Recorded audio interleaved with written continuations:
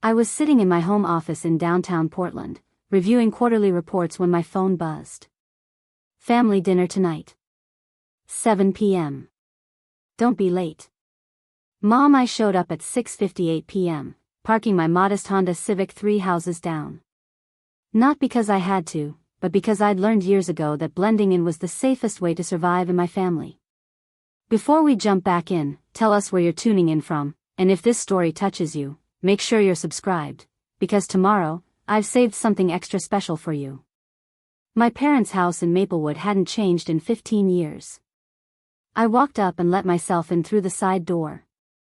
My mother, Patricia, was in the kitchen. She glanced up briefly. "Oh, you're here. Set the table, would you? Your sister's running late." Again. No hello. No hug. Just instructions. 20 minutes later, the front door burst open, and in walked my younger sister, Vanessa. Designer blazer, perfect hair, clicking heels. She looked like she'd stepped out of a corporate photo shoot. "Sorry I'm late. Client call ran over. You know how it is when you're closing six-figure deals." My mother lit up like a Christmas tree. "Oh, sweetheart, don't even worry. Come, sit. Tell us everything." Vanessa swept into the dining room, gave me a brief glance. "Hey, Claire. Still working at that little nonprofit?" I nodded. "Yeah. Still there. That's nice." She said it the way you'd compliment a child's crayon drawing. We sat down. My mother served the food, piling Vanessa's plate high while giving me a modest portion. Dinner started the way it always did, my parents asking Vanessa about her accomplishments at Elevation Group, the prestigious marketing firm where she worked. "They're sending me to New York next month," Vanessa announced. $8 million pitch. They specifically requested me on the team. My mother gasped. $8 million? Oh, Vanessa, that's incredible. My father raised his beer. That's my girl. Building a real career. I took a sip of water and stayed quiet. Vanessa looked at me then. "What about you, Claire? How's the nonprofit world treating you?" "It's good. Busy, but good." Preparing and narrating this story took us a lot of time, so if you are enjoying it, like this video, it means a lot to us. Now back to the story. Busy doing what, exactly? I mean, what do you actually do all day? I coordinate programs. Help manage resources, oversee staff, handle partnerships. Vanessa laughed lightly. That sounds so administrative. Don't you ever want to do something more ambitious? My mother chimed in. Claire's always been more of a helper. She likes working behind the scenes. Behind the scenes. Code for invisible. Vanessa leaned back, swirling her wine. I just think it's funny, you know? We grew up in the same house, and somehow I'm closing million-dollar contracts while you're coordinating volunteers. My father chuckled. Different people, different paths. Vanessa's always been a go-getter. Vanessa continued. No judgment, Claire. Really. It's just not something I could ever do. I need challenge. Growth. Recognition. Plus, the pay must be rough, right? Nonprofits aren't exactly known for competitive salaries. My mother nodded sympathetically. Claire's always lived pretty modestly. I just got my year-end bonus, Vanessa said. $32,000. Putting it toward a condo downtown with floor-to-ceiling windows and a rooftop terrace. She turned to me. What about you, Claire? Any big plans? I shook my head. Not really. Just staying focused. Focused on what? She asked, false curiosity dripping. I met her eyes. On what matters? Vanessa's phone buzzed. She grabbed it. Oh, damn. Work email. This is important. She typed while we all sat in silence. My mother watched with admiration. My father drank his beer. I sat there, feeling like a shadow. When she finally put her phone down, she sighed dramatically. God, I love my job, but it never stops. That's the price of success, I guess. She looked at me again. But hey, at least you don't have that problem, right? Your job is pretty low stress. Low stress. Code for unimportant. I could have corrected her. I could have told her the truth right then. But I didn't. Because inside, something shifted. I thought about the email I'd received that morning marked confidential. The one outlining the final stages of a corporate acquisition my organization had been orchestrating for 18 months. I thought about the spreadsheet on my desk listing every employee at Elevation Group, including their salaries, performance reviews, and contract terms. I thought about the signature at the bottom of Vanessa's employment contract. Mine. Because Vanessa didn't know who she was really working for. She didn't know that the little nonprofit I worked at was the operational arm of a private equity firm specializing in acquiring mid-sized companies. And 3 months ago, we'd acquired Elevation Group. Which meant as of 37 days ago, I wasn't just some coordinator behind the scenes. I was Vanessa's boss. And she had no idea. Let me take you back. This didn't start at a dinner table. It started 28 years ago, when Vanessa was born. I was 5 when my parents brought her home. I remember watching my mother cradle her, cooing promises about how special she was, how the world would be hers. And I remember thinking, even at 5, that something had changed. From that day forward, everything revolved around Vanessa. Her milestones. Her needs. Her wants. When Vanessa learned to walk, there was a party. When I learned to ride a bike, there was a shrug. When Vanessa got an A, it went on the fridge for months. When I won a regional science fair, my parents forgot to come. I learned early that love in our house wasn't distributed equally. It was earned. And Vanessa had already earned it just by existing. I had to work for scraps. At 8, I packed my own lunches. At 10, I did my own laundry. At 12, I babysat Vanessa while my parents went out. Vanessa floated through childhood like a princess. Piano lessons, ballet classes, art camp, tutoring. I got hand-me-downs and a library card. When I asked for dance classes, my mother said, "We can't afford it right now." But they could afford Vanessa's summer trip to France at 16. I stopped asking for things. In high school, I graduated with honors and earned a full scholarship. Vanessa barely passed, partied every weekend, and still got into a private college because my parents paid for tutors and application fees. At her graduation party, I heard my father say, "Vanessa's going places. She's got that spark." I was standing 3 feet away. He didn't even glance at me. I went to college and chose nonprofit management. My parents didn't understand. Why nonprofits? You're smart enough to make real money. But I wasn't doing it for them. I wanted to build something that mattered. I graduated top of my class and got recruited by Cascade Community Partners in Portland. Small. Underfunded. Scrappy. Perfect. I started as a program assistant, worked up to program manager, then director of operations. I learned everything: budgets, grants, fundraising, strategic planning. I worked 70-hour weeks. Lived in a tiny studio. Ate ramen for years. But I was building something. Vanessa coasted through college on my parents' dime, got her first job through a family friend's connection. No struggle. Just doors opened. Every time she got promoted, it was a celebration. A toast. A Facebook post. When I got promoted to Chief Operating Officer of Cascade Community Partners at 29, my mother said, "That's nice, dear." That was it. Because in their eyes, I was still the helper. The background character. What they didn't know was that Cascade Community Partners wasn't just a nonprofit anymore. 5 years ago, we'd quietly pivoted.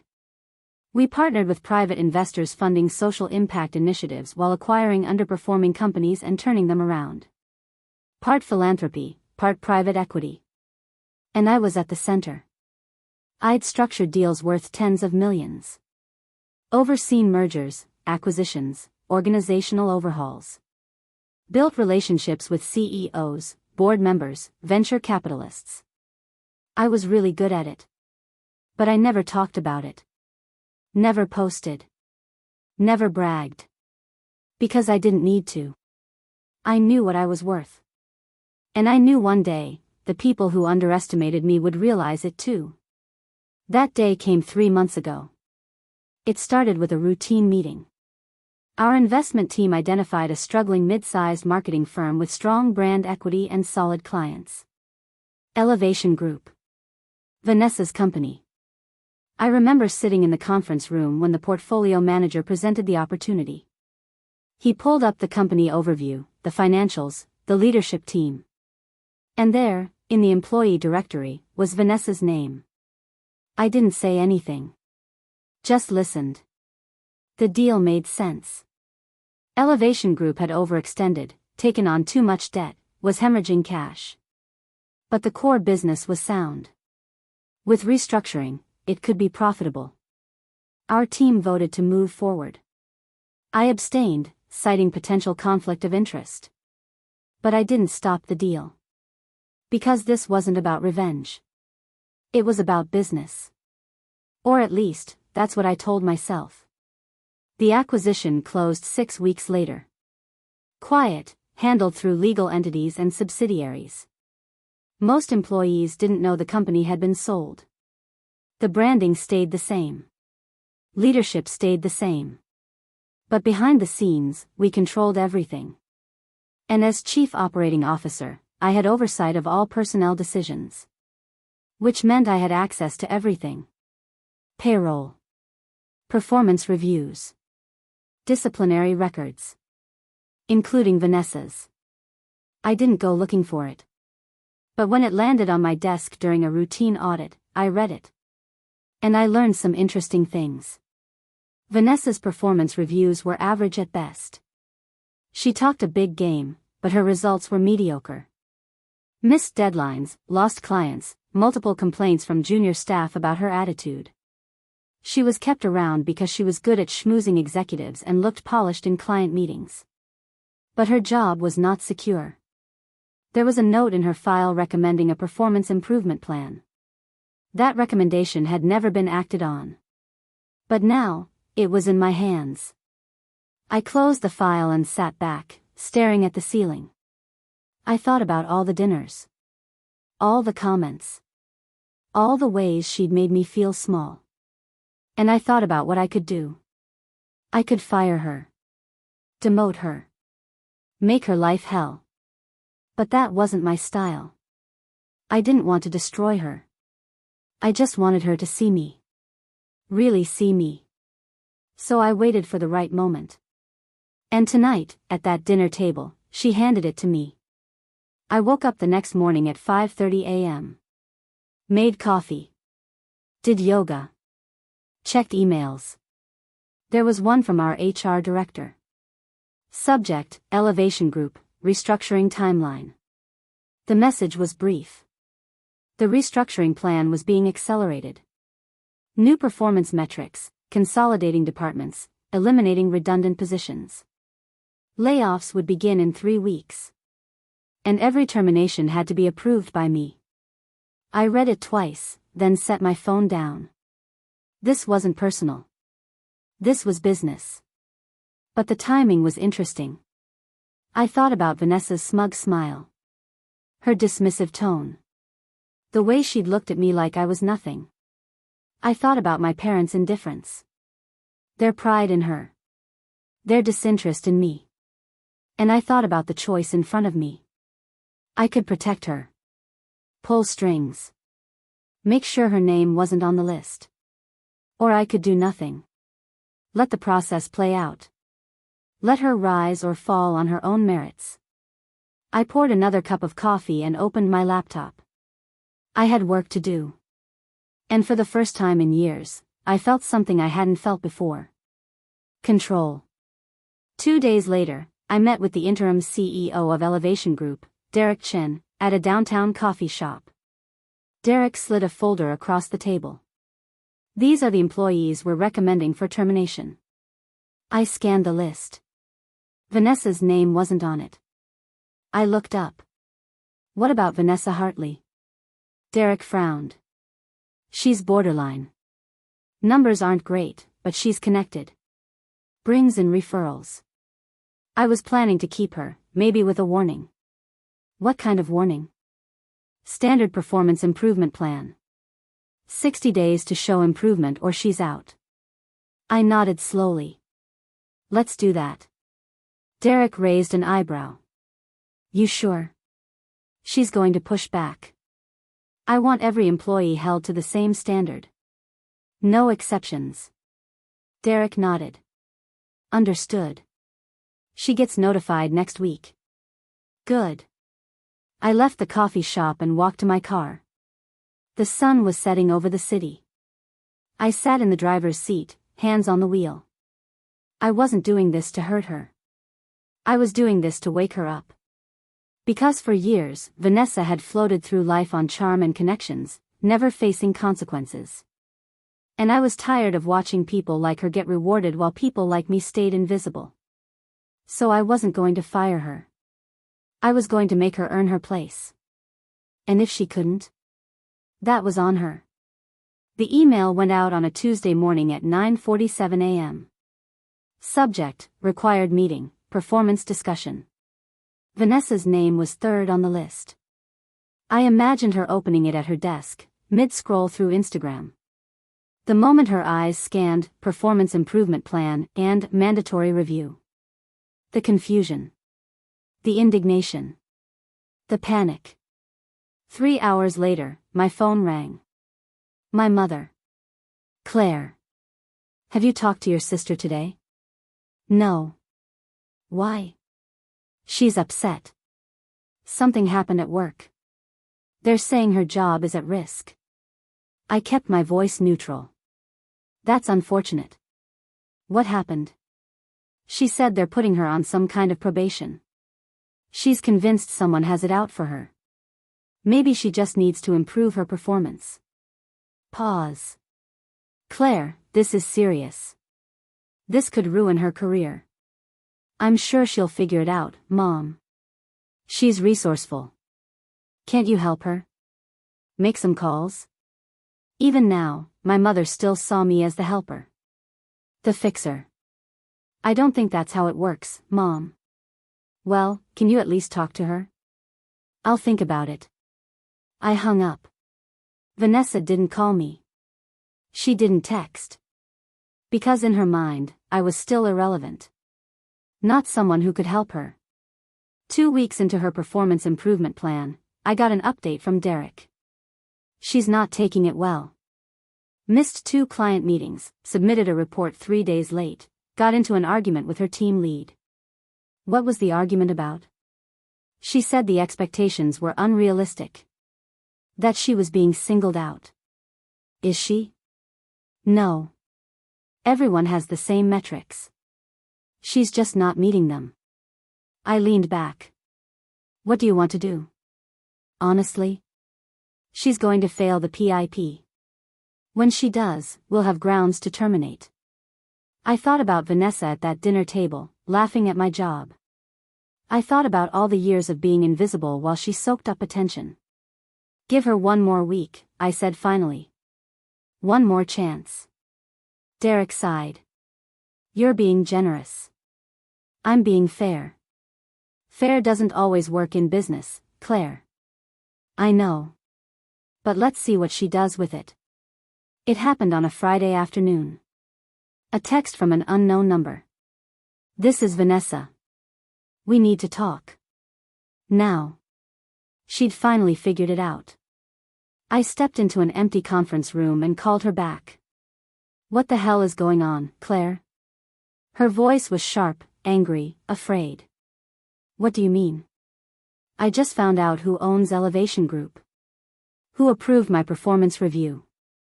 Silence. It's you, isn't it? I never lied.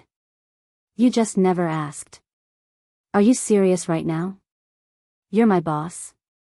And you didn't tell me? It didn't seem relevant. Didn't seem, bitter laugh.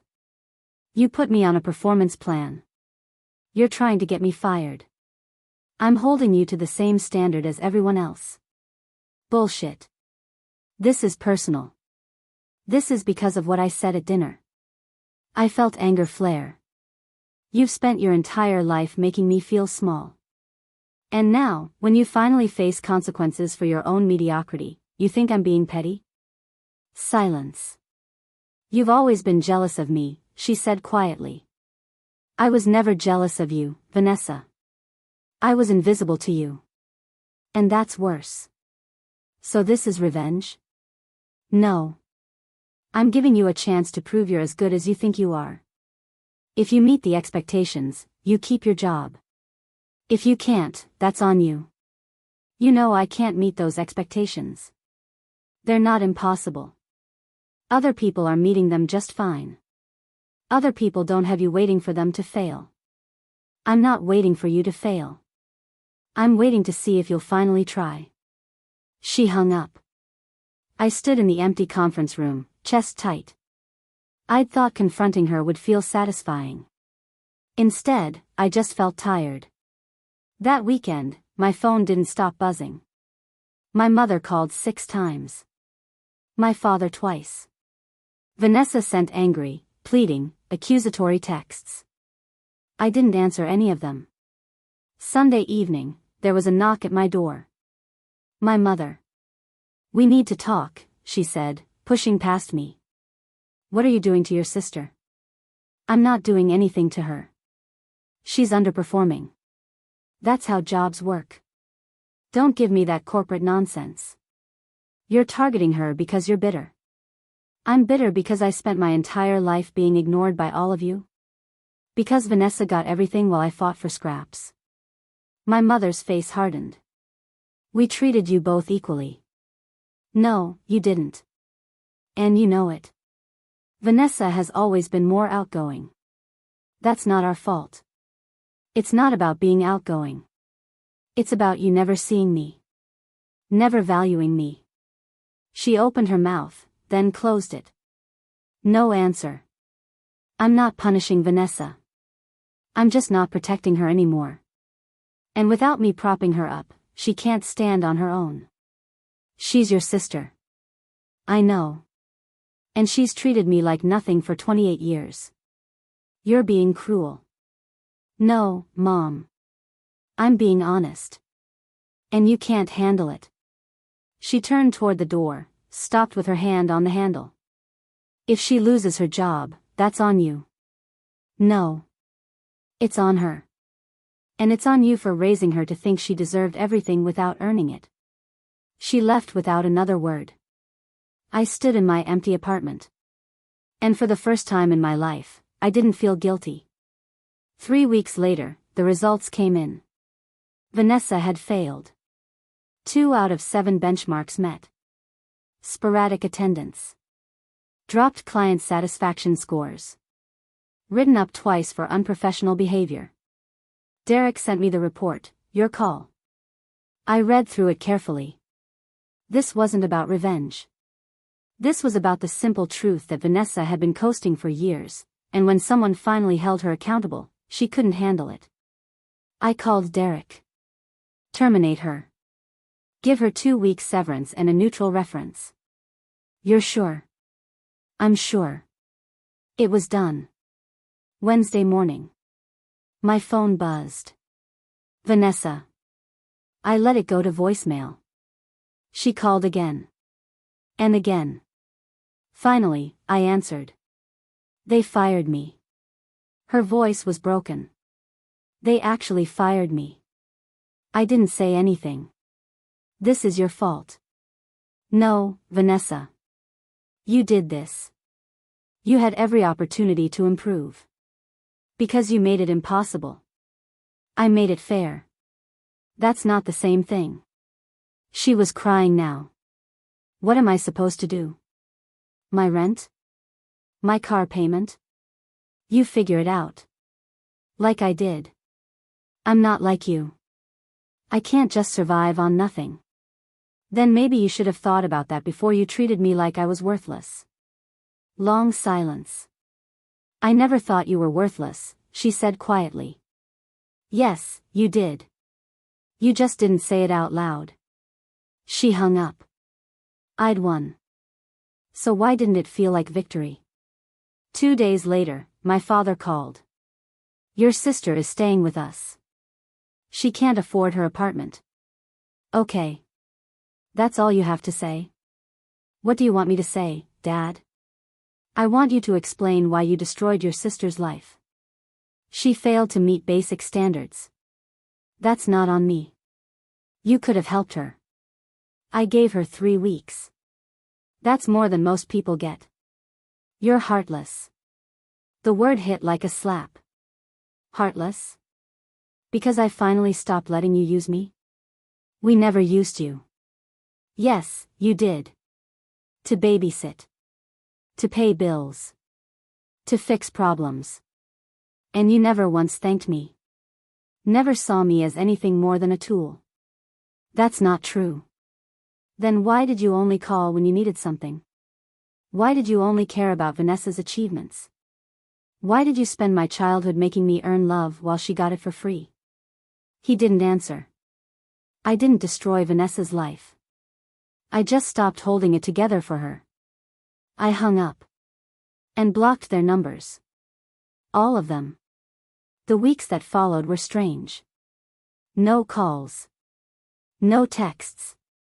No visits. Just silence. At first, it was uncomfortable. I kept checking my phone. But nothing came. And slowly, the silence started to feel less like absence and more like peace. I threw myself into work. We closed 2 more acquisitions. I promoted 3 team members. I launched a mentorship program for young women in business. I went to dinner with neglected friends. Took a weekend trip to the coast. Started painting again. And every day, I woke up a little lighter. Because for the first time, I wasn't carrying anyone else's weight. 3 months later, I ran into Vanessa at a coffee shop downtown. I almost didn't recognize her. Thinner, tired. Designer clothes gone, replaced by jeans and a plain sweater. She saw me before I could leave. Claire. I stopped. Vanessa. How are you? I'm good. You? She laughed without humor. I've been better. I'm staying with Mom and Dad. Got a new job. Entry level, but it's something. That's good. Silence. I'm sorry, she said quietly. For what I said at dinner. For everything. I looked at her. Really looked. She wasn't sorry for what she'd done. She was sorry she got caught. Sorry she faced consequences. But she didn't actually understand why it had hurt. I appreciate that. But I don't think we're going to fix this with an apology. What do you mean? You spent 28 years making me feel invisible. And now that I'm finally visible, you can't handle it. That's not fair. Maybe not. But it's true. I picked up my coffee and walked toward the door. Claire. I stopped, looked back. Do you hate me? I thought about it. Really thought. No. I don't hate you. I just don't need you anymore. And I walked out. 6 months later, I stood in my new house. Not a mansion. Not flashy. But mine. Floor-to-ceiling windows overlooking the city. Hardwood floors. A kitchen I knew how to use. I'd bought it with cash. No mortgage. No co-signers. No help. Just me. I poured a glass of wine and walked onto the balcony. The sun was setting, painting the sky orange and pink. My phone buzzed. A message from one of my ments. Just got the promotion. Thank you for believing in me. I smiled. Because this wasn't about revenge. It was about building a life where I didn't need approval to know I was enough. Where the quiet girl who was always overlooked finally stepped into the light. Not because someone gave her permission. But because she took it. Somewhere across the city, in my parents' house, Vanessa was probably scrolling Instagram, looking at the life I'd built, wondering how it fell apart for her. She'd never understand that it didn't fall apart. She just finally had to hold it up herself. And she couldn't. I raised my glass to the sunset and whispered a quiet thank you. Not to my family. But to myself. For finally walking away. For finally choosing me. And for building an empire out of all the years I spent invisible. They thought I was weak. They thought I was nothing. But I was just quiet. And the quiet ones? We're the ones who change everything. Because while everyone else is busy making noise, we're busy making moves. And by the time they notice, it's already too late. I wasn't the forgotten daughter anymore. I was the one they'd never forget. Not because I destroyed them. But because I built something they could never touch. And that was the real victory.